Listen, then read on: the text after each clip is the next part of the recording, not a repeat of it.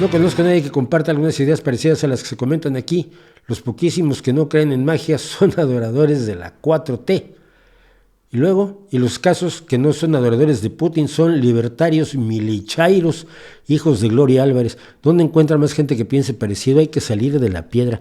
Pues no lo sé. Está la izquierda tradicional en México, ¿no? Yo siempre he tenido una deferencia especial hacia Marco Rascón, porque él fue el creador de la idea de Superbarrio. Yo soy el biógrafo oficial o extraoficial o oficioso de Superbarrio, y me llevo bien con Marco Rascón, ¿no? Entendiendo que Marco Rascón fue un guerrillero, fue alguien que creyó que esto se arreglaba por las armas, cosa que con la que yo nunca he estado de acuerdo, pero que luego entendió que la acción política era más importante. Trabajó en la Asamblea de Barrios, el Movimiento Urbano Popular, etcétera, en México. Tuvo proyectos maravillosos, un hombre además de una enorme creatividad política. Me acuerdo cuando puso una estación de radio en la esquina de Insurgentes y Reforma, y ahí estuve yo con Superbarrio. Entonces, a Marco Rascón le preguntaba yo si no había forma de organizar a la izquierda razonable, y me decía que no, cosa que me deprimió muchísimo, pero Marco Rascón es uno de ellos.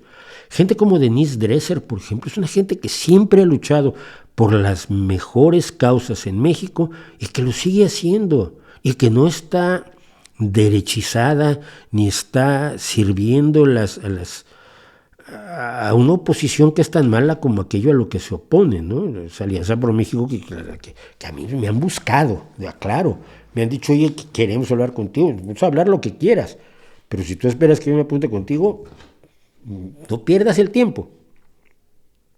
Pero me han buscado, una señora en concreto. Entonces, los hay, pero hay que hablar, y hablar te trae problemas de los dos lados. Pero cuando hablas, alguien te oye, y cuando alguien te oye, pues alguno contesta. Y ya cuando son dos los que hablan, pues hablan más fuerte y entonces ya contestan 4. Yo siempre he hablado de la necesidad de un movimiento transversal en México que no dependa de caudillos, porque lo que la gente siempre te pregunta en México es, bueno, entonces, ¿quién va a ser el que se encargue? Es que si partes de la base de que necesitas un caudillo, si partes de la base de que esto lo resuelve un individuo que de alguna manera tiene una especie de superpoderes absolutamente impresionantes, alguien más mejor que todo el mundo y que tiene las respuestas encerradas en su privilegiada cabecita, tienes un problema. Los problemas sociales los deben resolver las sociedades. Entonces, si no es, entonces, ¿quién es el mejor candidato? ¿Quién es el mejor?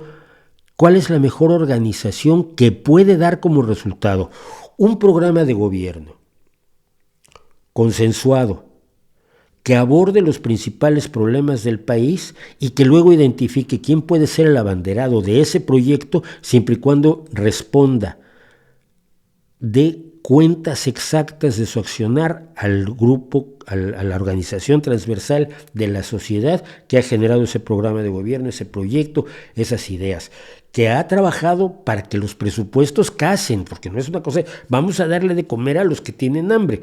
Eso suena muy bonito, pero luego abajo tiene que estar, esto va a costar tanto y el dinero sale de tal lado. Si no tienes quien paga, no tienes proyecto político.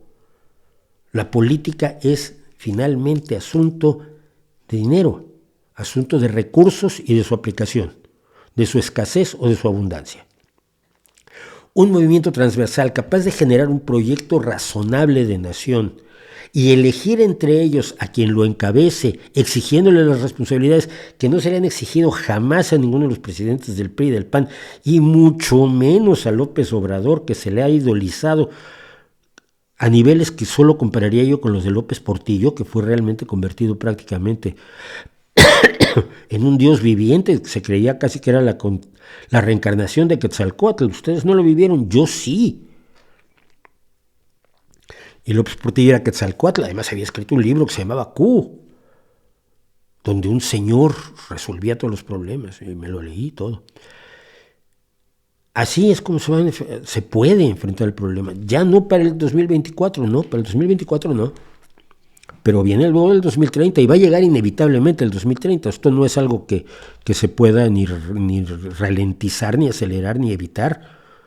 Y para el 2030, ¿qué? Va a haber una organización transversal en México de ciudadanos comprometidos, con candidatos comprometidos y obligados, y que le deban sus puestos a esa asociación, a esa organización de ciudadanos, a esa sociedad civil en marcha, y no al que le señaló con el dedo, se llame López Obrador, se llame Peña Nieto. Es el trabajo de aquí a 2030. Para el 2024 yo lo vuelvo a decir, mira, dada la situación, yo votaría por Xóchitl, pero como no puedo votar por el PRI, por el PAN y por el PRD, pues no voy a votar por ella. Pero si tú tienes todavía estómago para votar por alguno de esos tres despojos, sabiendo que Xóchitl viene acompañada de todas las bestias del pasado que quieren venir a cobrársela de nuevo, y que tienen todas las malas mañas a las que estamos acostumbrados los mexicanos, por lo menos desde la muerte de López Mateos, pues vota por Xóchitl. Yo no puedo. No tengo estómago para eso.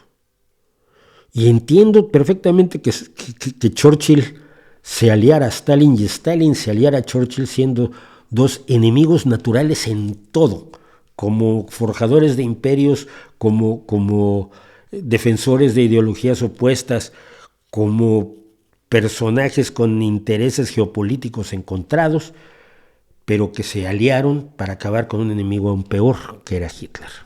Lo entiendo perfectamente, pero afortunadamente yo no me veo obligado a hacer ese tipo de alianzas. Si me hubiera obligado, quizás las haría, pero dado que no me veo obligado a hacerlas, pues no voy a votar por Xóchitl.